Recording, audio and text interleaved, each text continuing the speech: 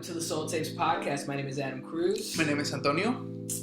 And today, we're getting closer. End of the year. Yeah, end of the year. Couple more weeks. Yeah, man. It's crazy, huh? Yeah. 2020. Yeah. Who would have thought? Who would have thought? I don't think many thought we would see the end. That's true. Yeah. I still remember the month of March when we went into lockdown. I never thought we were never going to come back to the normal, quote unquote. Yeah. Because I remember talking, it was literally the week of my birthday.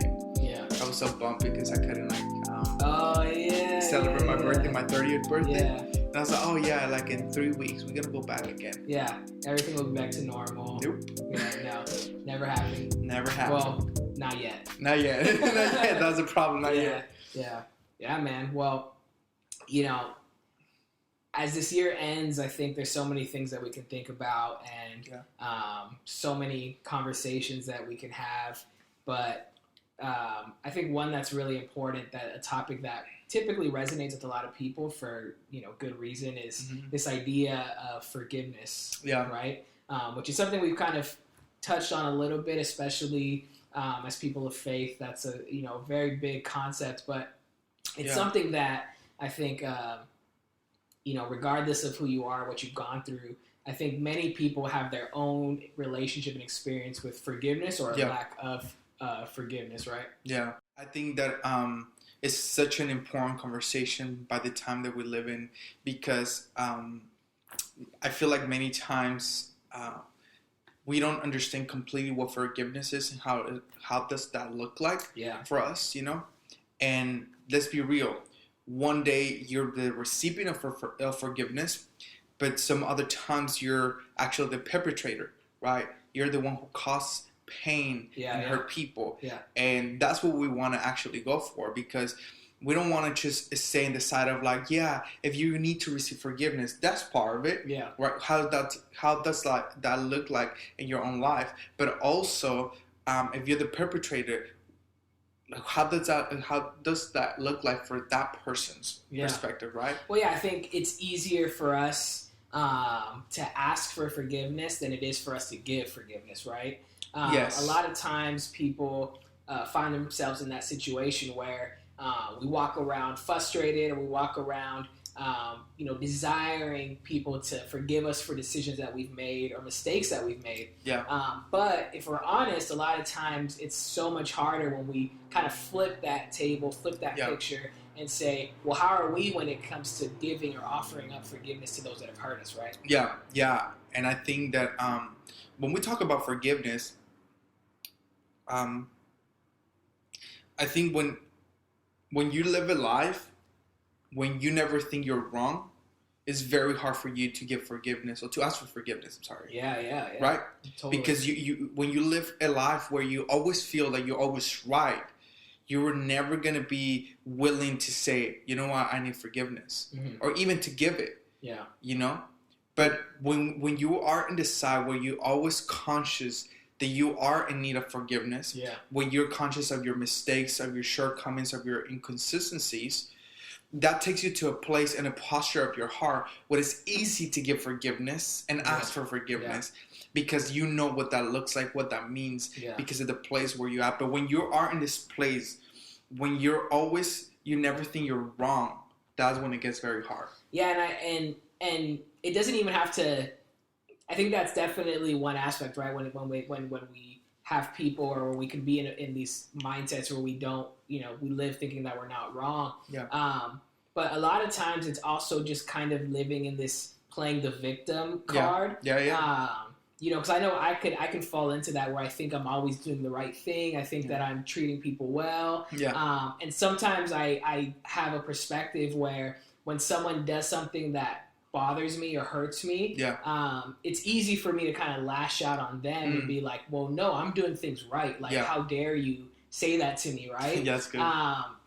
But the reality is that mindset, when we live with that perspective of, like a victim mentality or something like that, we tend to paint people in a way that is not necessarily accurate. Yeah. Where sometimes when someone's responding, we don't even actually know why they're saying the things that they are. We're just immediately jumping into a response that we just from our own perspective, right? Yeah. Our own thoughts. So, which oftentimes is usually wrong. Yeah, that's true.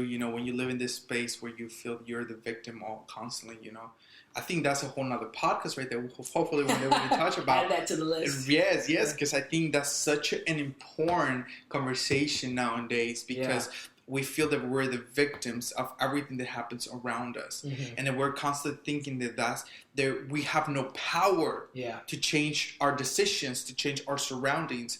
That we're just the recipients of whatever happens around us.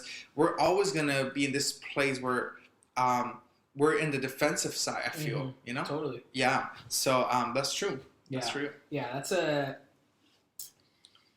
a tough place to live in, living in that place. And I think the reality is that kind of going back to what you were talking about, is it's just not reality, right? Yeah. That there are times where we are going to be in this reciprocal relationship where we have to constantly acknowledge where we've made mistakes and where people have hurt us. Mm-hmm. It's going to be that constant. That's just the reality of the world that we live in today. Yeah.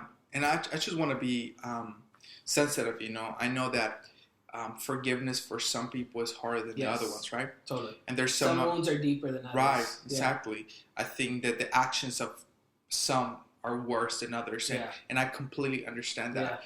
Yeah. I'm not trying to push that everybody should extend the forgiveness the same way. Some people is easier for some others, but I feel like it's an important decision that we have to make because. Because if we keep holding to that dark place of our lives, the only person that has been affected by it is us, not the other person. Yeah. And if we actually keep holding to that, we're gonna keep being the worst version of ourselves and depressing. Yeah. Right? Because we don't want to let go of that. Yeah, and it's also if you think about it from like a practical perspective, like imagine, or not even imagine, like we know what it's like to live hurt, right? In the sense physically, like think about when your body is hurt, when you have an open wound, or maybe a muscle that's hurt or something like that. Everything that you do becomes more difficult. The simple things in life become more difficult. Being able to have the daily, relationships, or doing just the day-to-day things becomes much more difficult than it would be. And so just imagine when you have emotional wounds, or you have emotional scars, or things that you're dealing with or holding on to, this unforgiveness. It's the same thing where we start to, things that really shouldn't be offensive, or things that we really don't need to be taking personal, become personal because of the wounds that we have. Because now, instead of living from a healthy place where we can see things a little clearer, now we're kind of living with this kind of like blurred, cloudy mentality because of carrying around these wounds and these hurts. And I think many times we learn how to cope with it. We adapt to the pain, and we just learn how to navigate life with it. Yeah. And we kind of dismiss that aspect of our lives, even though that's still there, and the wound's still open. Mm-hmm. And I think we should be aware of that. Yeah. Like, don't dismiss it. I remember, I don't know if I ever shared here in the podcast with you guys. At the beginning of 2000, I want to say 2013, 14, I was driving with one of my mentors into a place, and we were just talking, and I was just sharing with him about certain struggles that I was going through, you know, and I remember him telling me, hey, how's your relationship with your dad? And I was like, oh, it's good, I think it's pretty good. Yeah. And I remember him telling me, hey, you need to fix that, and that you need to fix that aspect of your life. You need to actually heal your relationship with your dad. Yeah. I was like, I'm great. I don't know what you're talking about. But I think as time passed, I noticed that, I noticed that many of the things that I was struggling with, it came from maybe some sort of interaction with my dad, certain action that he did. Mm-hmm. And I kind of dismissed that in my life. I just kept going. Mm-hmm. And I think that's something that God brought to surface that I need to deal with, because he knew that so that I can be more healthy in the next years, I needed to tackle that aspect of my life. Now, mind you, before it never crossed my mind. Because I thought it was okay. But that came to surface, right? And then I noticed like, oh man, yeah, I can see how that affects my life. Yeah, because unforgiveness breeds bitterness, you know? And bitterness is a cancer in our hearts. Like I've experienced that personally in my own life, where bitterness numbs you. Bitterness turns you into this like emotionless person, and it's really ugly. And I remember being in a time in my life. I was in college, you know, and I had some, you know, hurts and pains from, you know, being, you know, in high school and things like that, and personal relationships. And I remember getting to a point where I felt so numb, and to the point where I couldn't even enjoy like happy moments in life. And I remember having these moments where I'm like, God, like I'm at the point where I'm like, God, like even if I have to feel pain, let me feel that pain, because this is the only way that I'm going to be able to experience joy and happiness in my life. Man, that's bold. And that's where I started to realize that it's better to live being able to feel and experience pain than it is to be able to not experience joy and happiness in life, because it's just it's not a fun life to live, like you were saying. Yeah, I think some of us with our brokenness, we really, like I was saying, you know, we learn how to cope with it. We learn how to navigate things with it. Yeah. You know, and the posture of your heart, you know, you kind of like deal with it, even though you're limping. Yeah. That's something that we need to pay attention to, because if not, that can affect us. Like you say, you know, it doesn't just the bitterness, but also it's expressed to your life with other relationships. Yes. It just comes and infiltrates into your relationships with other people. Yeah, it's like when you're overcompensating for like a knee injury, it starts to affect other parts of your body. So it's the same thing. It starts to spread to where now you're not just bitter, but you're angry. You're not just bitter, but you're lashing out on other people. And it's just like there starts to be this ripple effect of emotions that begin to become an outpour of that one area of your life. And one thing I was going to say is that when your mentor brought up like why you need to fix that, I think a part of it too is because when you're in a position of leadership or a position where you know that your life has the ability to affect and impact people, it's those places in your heart, those places in our souls become roadblocks to other people's blessings and other people's, you know, if we are in a position where we have these really deep and areas of our life, they're actually going to hinder the ability for us to affect other people's lives. Yeah. And I think that's where we start to become jaded or realize that this is something that we use that as a crutch, but it also is hindering the way that God can use us. Yeah. Man, that's really good. I think one of the things that we want to bring clarity to it, you know, is that the difference of taking the first step, right? Forgiveness doesn't mean you're healing from it, right? Yes. Doesn't mean access. Like when you say, I forgive you to someone, right? Right. Yeah. It doesn't mean that you already got their trust or you have access to that person. Yes. And I learned that from my wife. Yeah. You know, completely honest, you know, I unfortunately, when we were dating, you know, I heard my wife many times, you know, unfortunately with other relationships, you know, talking to other girls and so on and so on. And I remember going to therapy with her, and she's saying, okay, I forgive you. But that didn't mean that she trusted me again or that she healed from it. And that's one of the hardest things, because I remember Gabby has been able to talk to other girls in the same process, you know. For them, it's like, okay, yeah, I forgive you.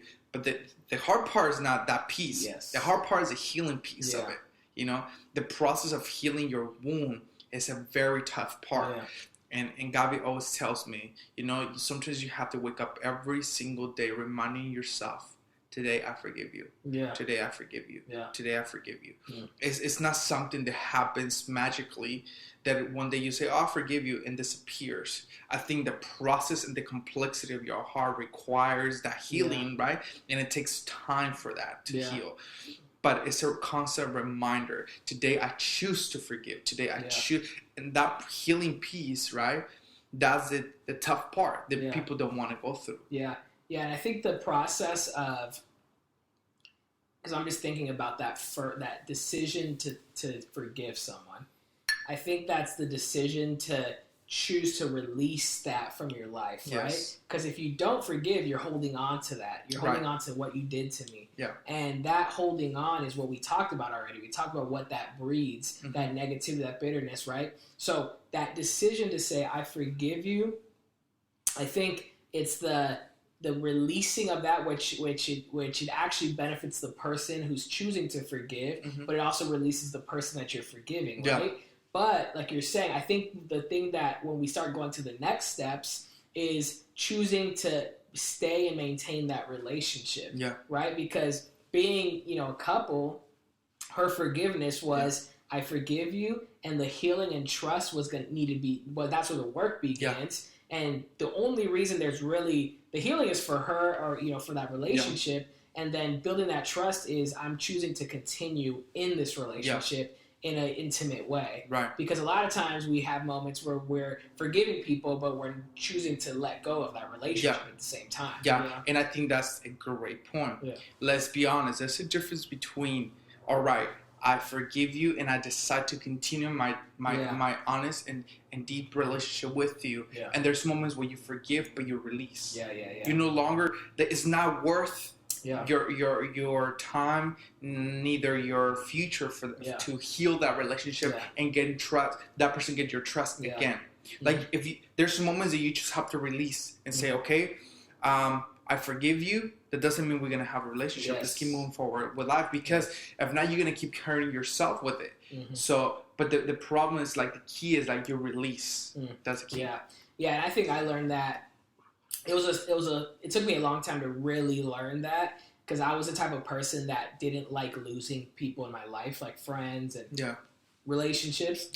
But I learned that that there's going to be seasons. There's people that are going to be in your life for seasons, and there's people that are going to be in your life for a lifetime. Yeah. And that was something that really started to resonate with me as I got older and realized, some of the friends in high school I never saw again. Some of the friends in college never saw again once I graduated. As you got older, some situations happened, issues happened, people no longer have that same friendship anymore. And you continue to do life in different paths. And then there's the people that, are in your life and things happen, life changes, and there's still relationships that, have lasted. And you start to realize that it becomes something of sense of not, and it's normal, but it's not a bad thing. I think that's what we start to realize, that it's not necessarily a bad thing. Yeah, man. I think that's the first part, the healing part. I mean, the releasing piece, that's a commitment, right? That's a commitment from Jesus, He never continues saying, like, but you have to keep that person in your life. Yeah. That doesn't mean that, what it means is, like, your soul was never designed to retain such a heavy and dark thing, You have to let go. Yeah. But we have to be wise in the way we navigate this. And once again, for just to be clear, forgiveness comes daily sometimes for so many people.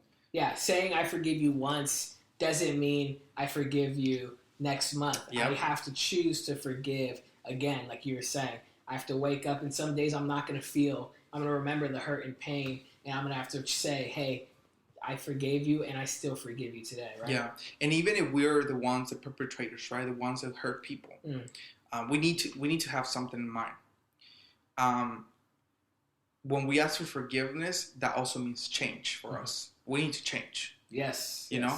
Because no empty words. No, exactly. Yeah. Because some of us, we're very good at asking for forgiveness, but we don't change. Yeah. And forgiveness requires change. If we're going to ask for that, we need to change the way we live life and the way we take decisions and the way we act, right? Our behavior. Yeah. So sometimes, people, I remember hearing this saying, I'm tired of hearing, I'm tired that you're asking for forgiveness. I need change. I need to see change, right? Yeah. And I think that's a very important subject, because for us, we want to ask for forgiveness, but we want to keep acting and living life the same way, and that doesn't work. Yeah, I think a lot of people, what they think when asking for forgiveness means, and someone saying, yes, I forgive you, what they think of it is like when you have a dirty counter, like a kitchen counter, they take it like a towel and they're cleaning it and now it's clean. Mm-hmm. So it never happened. Boom. No, but what happens is like when you hurt someone and it's like a stain in that counter. So no matter how much you swipe it, maybe you'll get most of it out, but there's probably going to be a little bit of residue. And depending on how deep the hurt is, it might take some time to really get that out. Yeah. And I think that's what we don't realize about when it comes to the hurts and the pains that when people experience things, is that some of those wounds, like I said, are deeper than others. Yeah. So it's going to take that work. It's going to take that time. You have to keep cleaning. You have to keep working to get that out. Yeah. And that's the process of and I've learned this from my wife too, as far as a lot of relationships with friendships especially, is a lot of people aren't willing to go through that work. Yep. They're not willing to go through that work. They want to have a superficial relationship. Yep. Once things get hard or hurt happens, now all of a sudden that's where it's too hard to maintain that relationship. Yeah, I think relationships are they're tough. They're tough because, like you said, going through that process is not an easy process. Yeah. And it's a humbling process. Yes, it is, because at the same time, if you're the one who hurt that person, you have no power to decide when it's over. Yes. Right? Yeah. Is the other person say, okay, maybe we can move on and to this place of trust. But when we are in this place, and I remember being frustrated, saying, man, like, how long is it going to take for you to heal? Yeah. But it's also selfish from my part, thinking like, oh yeah, she healed. She should have healed at this point in her life, right? Because I'm not the one being hurt. Yeah. But we need to be conscious, that also teaches us, if we're the ones who are hurt and cause it pain, that we have no control over that healing process. Yeah. We just have to be present and change. Yeah. And the one thing I will say is, speaking for the person who has been hurt, one thing I see a trend in a lot nowadays is a sense of owning your own pain, but also, a sense of like holding on to that to the point where, it's almost like, I feel like there's almost a sense of like nowadays where people have this like, no one can tell me what to do, no one can like speak, it's me, myself, my life, and if I want to be hurt for the rest of my life, then I will be, kind of thing. And that to me is also something we have to be very careful of. That's good. Because I don't think that's a life that God wants us to live. Yeah. And I don't think it's fair to the people around you. Like, there's this like protectiveness over some people have over their own life where they're not open to change. They're not open to growth. They're not open to transitioning away from this position of being hurt, of being, sensitive, of being in this position of where, man, like, they don't know how to operate because of the things that they've experienced. Yeah. And a lot of times it's also could be things that not even have been experienced in that specific relationship. It could be just their own past and their own upbringing. So I think that we have to understand that we want to live in a place of peace in our own life, and we have the ability to do that. I think a lot of times people think they have to live with their hurt. Like we said, they have a sense of ownership over their hurt, that defines them. Yeah. But God's desire is that we would not live like in this constant like theme of brokenness, but that we have this ability to see ourselves enter into this place of growth, being a renewed person, a healed person. Yeah, man. I wanted to save this for another episode, but I'm going to go for it. I want to go for it. Going back to the idea of living in this place of being a victim, right? Yeah, yeah. When we live in a place where we're the victims, we feel offended by everything. Yeah. And I think that's the issue that I see nowadays. Yeah. Now, some of us are hurt because we feel offended by everyone. And we need to stop living that way. I'm sorry, like, I get it. There's things that I get it. You should be offended by. Yeah. But if you actually choose to live a life where there's unoffendable, man, there's so much health and beauty in living that way. Yeah. Where you don't take that to the heart all the time, even when you can actually. Yeah. Even when you can. Even when it's justifiable. Yeah. But the problem is that many people, I remember hearing this, I don't remember, I was talking to one of a leader that was connected to this huge organization, this huge church, and they were saying that one of their one of the things that they live by in that church and the leadership is that they're unoffendable. Mm-hmm. Like, you always live that life. And I was like, man, that's great. Because you're always going to live, if you always live being offended by what everybody posts, what everybody says, what everybody thinks, what everybody, it's just such a hard thing to do. Yeah. Even from the other side, bro. Let's say you're the person that gets offended by everything. Yeah. And I have to walk in this place where I'm like, should I say that? Eggshells. Yes, right? If I say that, I'm not going to say it enough. I'm not going to say, I'm probably not going to explain the whole thing. Yeah. And it's so hard for people to live around you where you get offended by everything, So just to going back to the idea of being a victim, right? Like, some of us, we're retaining, and we think we don't want to release forgiveness to people by things what people said. But some of us, we need to stop and we need to actually let go.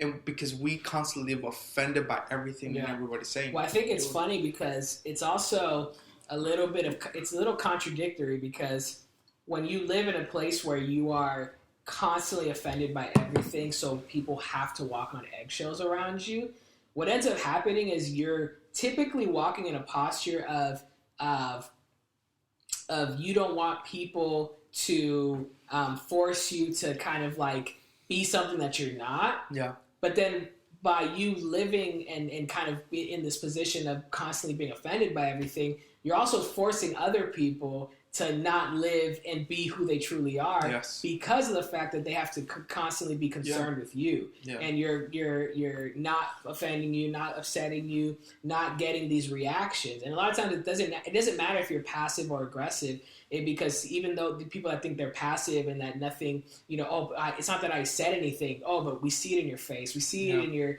comments, we see it in your response, we see it in your body language. Like, all that stuff bleeds through. Mm-hmm. So it's not because you said something or you reacted, with aggression. But all that stuff, we're human beings. We communicate non-verbally. We experience those things. We can see it. So at the end of the day, it's ultimately us checking our own heart and asking ourselves that question of why, where we get offended by so many things and so many people. Yeah. I think what we tend to do is we're putting so much pressure on ourselves and putting ourselves in a position where we are the authority, in a sense. Yeah. And I think we have to ask ourselves, is this really what God has positioned us to be? Are we really loving people well by walking in this way? Mm. And to be honest, my response and my thought is that many people aren't really concerned with honoring God with their lives. Even Christians aren't even concerned. You better with, say that. If I'm honoring God with my life, am I loving people well? They're not concerned with that. Mm-hmm. They're concerned with, is my opinion being heard? Yep. Are people living the way that I think they should live? Because if they're not living the way I think they should live, then now that gives me merit to be offended. Mm-hmm. And I think that God would have a lot to say about that. Yeah, imagine Jesus walking in earth and being offended by what everybody's saying because they're not explaining completely who God is in the kingdom of God. Yeah, yeah. Imagine Jesus walking on earth and saying, see, you don't have the right thoughts. You choose that. It's horrible. Yeah. That's a horrible thing. Yeah. And you just said it right. Many people are not concerned by it. Why? Because we live this selfish life. Yeah. We live this selfish life that only who I am matters, only what I feel matters, and that's a horrible way to live. Yeah. Because I don't know how you say this, but we start treating people less. I feel, we treat people less than us. Because we matter the most. Yeah. And that's a horrible way to live life. Yeah. No, yeah, it totally is. And I think that, man, I lost my thought, but so good. Yeah, it's just an important thing for us to understand that that our ego can definitely get the best of us in those moments. But it's funny because I'm just thinking, like, we've gone through so many different, I don't even know if we're on unforgiveness anymore. But I wanted to take us back because you mentioned something about unforgiveness, healing, and trust, right? Yes, this decision. And forgiveness. Specifically with trust, I think kind of as we've talked enough about all of them. But trust to me was, I heard a pastor say that trust is the most important part of a relationship. And, when he said that comment, I was like, I really thought about it. It's like, is that true? Is that, does that really make sense? And the more I thought about it, the more I was like, you know what? Like he might be right. Yeah. Because think about what trust means in a relationship or the lack of trust. Yes. Like oftentimes the people in our life that we don't want in our life the most are the people that we trust the least. Yes. It's, I don't want that person in my house because I don't trust them. I don't want this person around my kids because I don't trust them. I don't know if I want to spend time around this person as much because there's something off. Yeah. And a lot of times the people that we are the closest to is because we trust them so much with their character. We trust them so much with who they say they are and how much that reflects in everything that they do. Yeah. And so I started to realize, like, man, like I think we need to place a higher value on trust and making sure that we are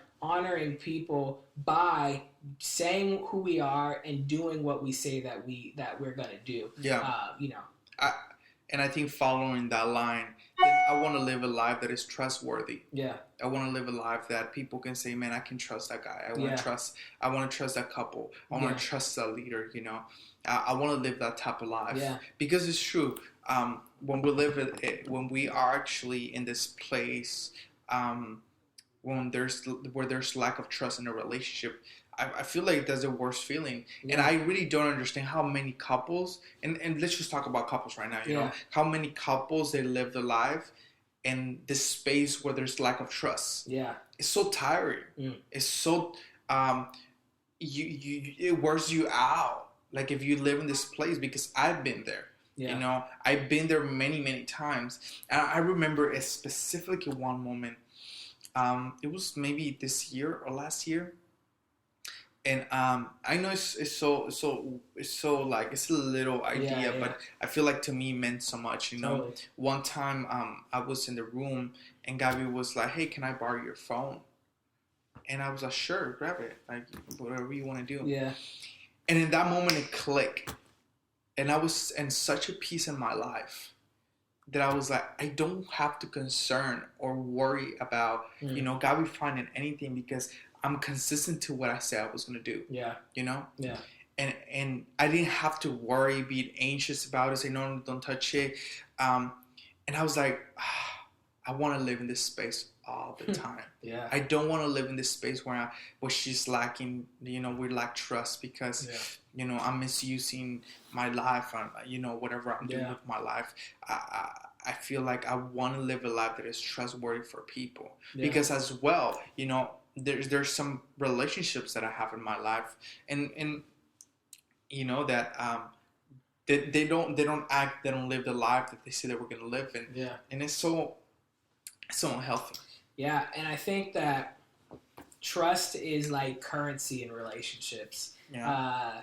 When we think about people making decisions on, letting you borrow something, letting you, giving you access into your life. Yeah. Oftentimes, a lot of that final decision comes to how much do I really trust this person? Yeah. And we test each other out in the beginning of relationships, right? Yeah. With little ways. And so I think, as we're kind of like, ending this topic of unforgiveness and talking about trust, I think it's important to, we kind of talked about this a little bit, but going back to this idea of integrity, like, honestly being someone that, that is true to their word and follows through and honestly genuinely cares about people. Yeah. Because I think a lot of times that's where a lot of issues come from is, are you really out to be in relationship with people, or are you only living to just fulfill your own selfish desires, or only out to continue to progress your own life?